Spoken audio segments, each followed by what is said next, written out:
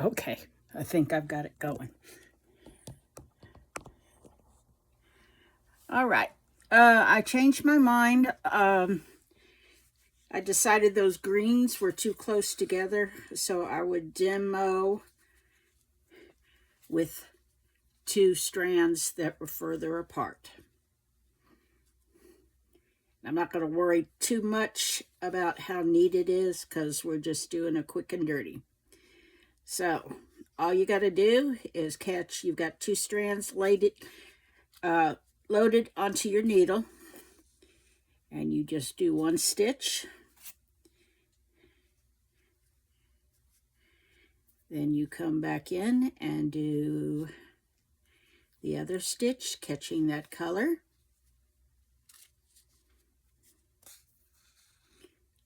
And as you can see, it just pulls as you go. Oop, messed that one up.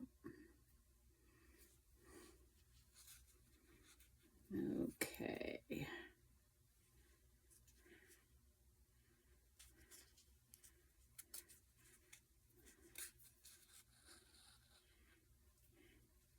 And that other strand just hides itself.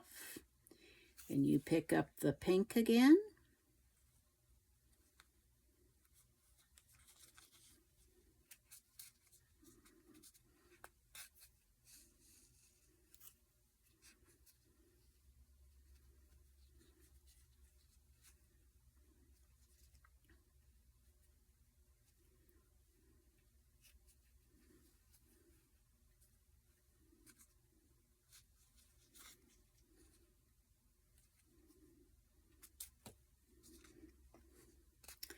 It's worked exactly the same, except you are switching colors with each pass of the chain. And voila, like a magic, you have a two-stranded, two-colored chain stitch.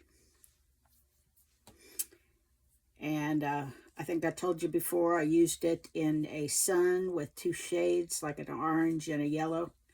It turned out really cute. It would make a very cute border. Just lots of different ways you can use it. Now,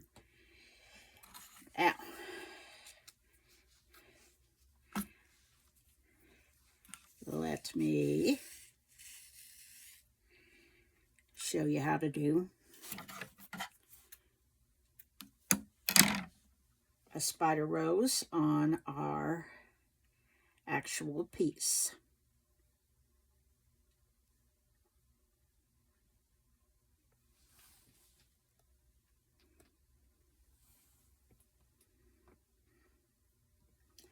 And I'm not going to make it very big because I want to save room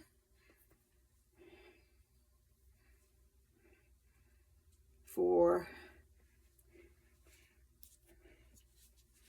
other stitches. So I think I will put it about here. And this is totally up to you as far as what you do with it. You make even number of spokes.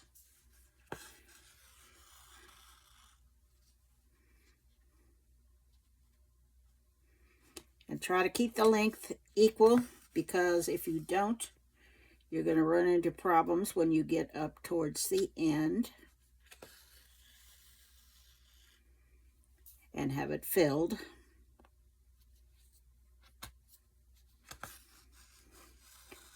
So I am going to do 1, 2, 3, 4, 5, 6. I'm going to do 8.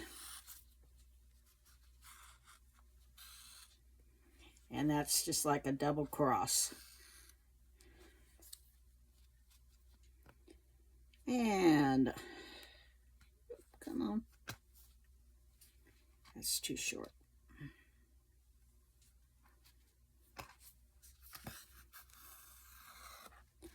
So you got your spokes on there. You can change colors with this in mid-stride. You can do all kinds of And I still got it in the wrong place.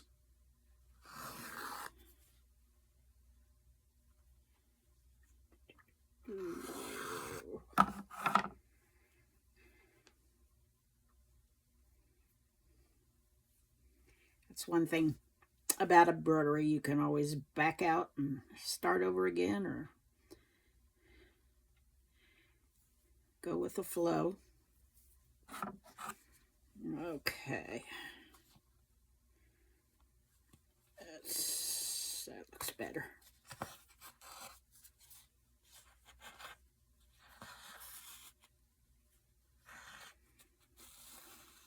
And normally I would work with a shorter strand than this, but I didn't want to have to reload the needle.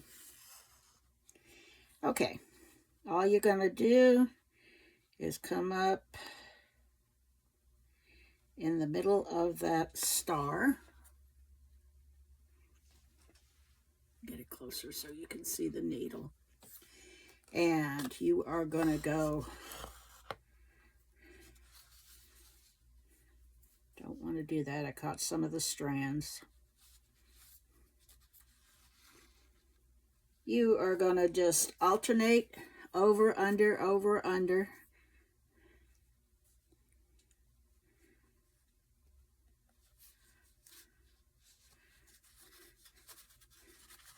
And just weave around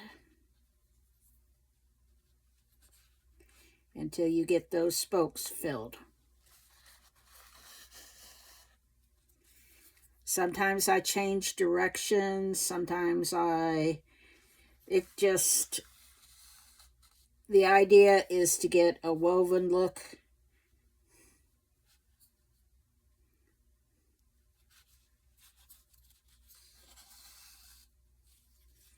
You can see that's kind of coming out. Whoop, there you go.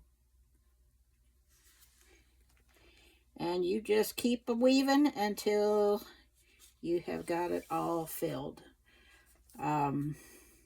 Sometimes I'll change to under 2, over 2.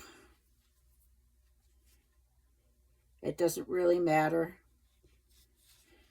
as long as you get all your spokes filled up.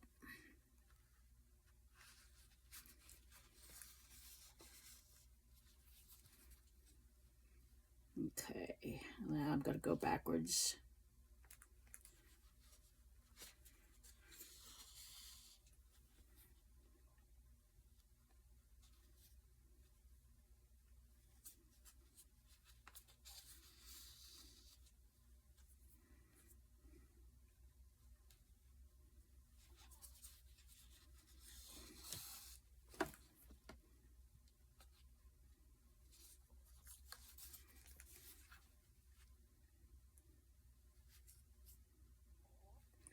Sometimes this is if you're making a big rose, it's a little tiresome, but the effect is really pretty. So it's worth the effort.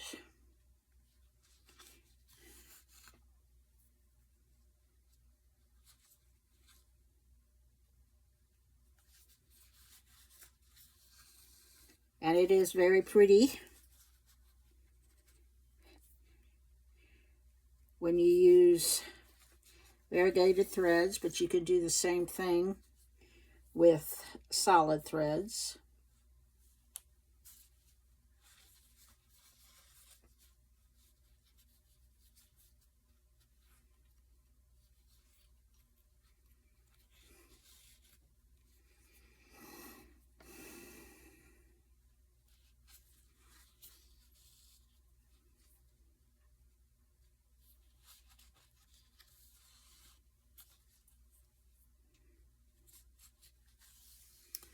Okay, I'm going to stop this here because you're just watching me mindlessly stitch.